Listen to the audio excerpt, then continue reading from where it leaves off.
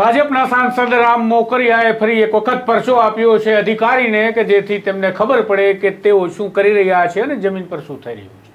પ્રધાનમંત્રી મોદીની આ સરકાર 80 કરોડ ગરીબોને મફત અનાજ આપે છે, પણ અનાજ કેવું મળે છે એને લઈ અનેક વખત સવાલ થયા છે।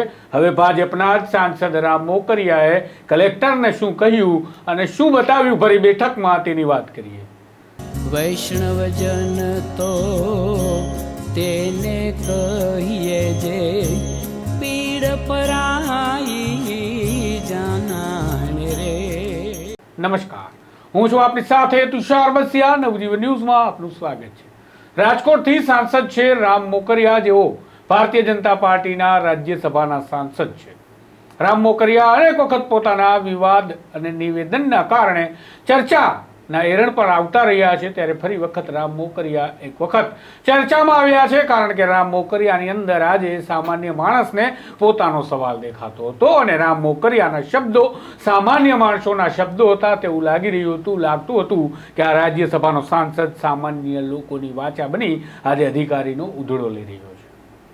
સાંસદ રામ મોકરિયા જ્યારે પુરવઠા વિભાગની એક બેઠકમાં કલેક્ટર કચેરી ખાતે ગયા હતા, ત્યારે ત્યાં તેમને ટેબલ પર ભરી બેઠકની વચ્ચે આ સડેલું ગળેલું અનાજ, કઠોળ અને દાળના સેમ્પલ મૂકીને કહ્યું કે આ ક્યાંથી ભેળસેળ થાય છે, નીચેથી કે ઉપરથી એની તપાસ કરાવો। બાદમાં તેમણે નિવેદન પણ આપ્યું અને નિવેદનની વાત કરતા પહેલા આ ભરી બેઠકમાં તેમણે આ અનાજના સેમ્પલ જે રાજકોટ કલેક્ટર પ્રભવ જોશીને બતાવ્યા એ ઘટના જુઓ।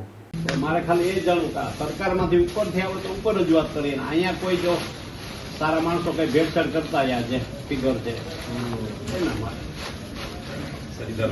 આવો રમતભાઈ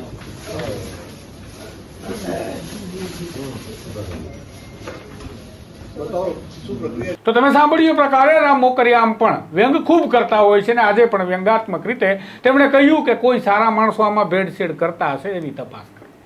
રામ મોકરિયાએ બાદમાં આ મામલે પત્રકારો સાથે વાત કરી, ત્યારે તેમણે કહ્યું કે મેં જે સેમ્પલ આપ્યા તેની અંદર દાળ પણ હતી, અનાજ પણ હતું, કઠોળ પણ હતું, જે પ્રધાનમંત્રી મોદીની સરકાર 80 કરોડ ગરીબોને મફતમાં રાશન આપે છે, તો આટલી હલકી ગુણવત્તાનું ન હોવું જોઈએ કે જેનાથી લોકો બીમાર પડે। સાંભળો રામ મોકરિયાએ પત્રકારોને શું કહ્યું।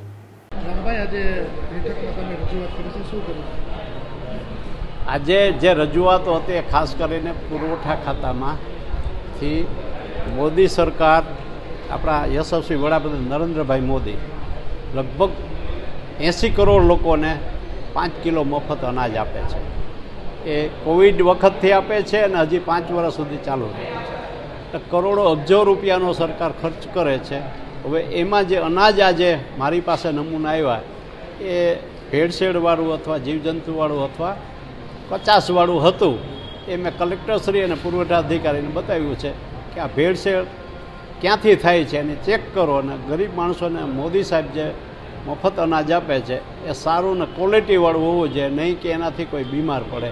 અને ક્યાંથી આ ભેળસેળ થાય છે, FCIમાં થાય છે કે સેન્ટ્રલોની જે દુકાનો હોય છે એમાં કરે છે, કોણ કરે છે, આ બધા અમે જે તે કસ્ટમર પાસેથી અનાજ કલેક્ટ કરી આવા સેમ્પલ લઈ, એમાં ચોખા હતા, ચણા હતા, ઘઉં હતા, દાળ હતી, આવા બધામાં ક્યાંય ને ક્યાંય આ ભેળસેળ હોય એવું માલુમ પડ્યું છે। એટલે ક્યાંથી ભેળસેળ થાય એના માટે કલેક્ટરને રજૂઆત કરી કે આનું ચેક કરો, રેડ કરો અને સારું અનાજ ગરીબ માણસોને પણ જે અનાજ સરકાર આપે છે ફ્રીમાં તે સારું અને પૌષ્ટિક હોવું જોઈએ, એમાં કોઈ ભેળસેળ ન ચલાવે।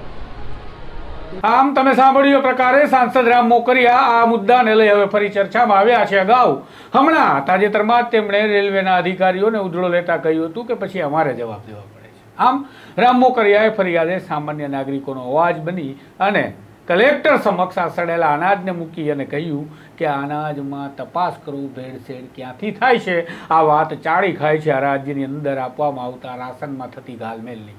હવે જોઈએ રાજ્યની સરકાર પોતાના જ રાજ્યસભાના સાંસદની વાત સાંભળી આ મુદ્દે ગંભીરતાપૂર્વક કાર્યવાહી કરી આવા તત્વોને પકડી અને અટકાવે છે કે પછી ખુલ્લો દોર આપે છે અને ગરીબો હજુ પણ સડેલું અનાજ ખાતા રહે છે। આ બધું જ ભવિષ્યમાં ખબર પડશે, ચર્ચા કરતા રહીશું। જોડાયેલા રહેજો નવજીવન સાથે। ચેનલને સબસ્ક્રાઇબ કરવાનું ભૂલશો નહીં। નમસ્કાર। વૈષ્ણવજન તો તેને કહીએ જે પીડ પરાઈ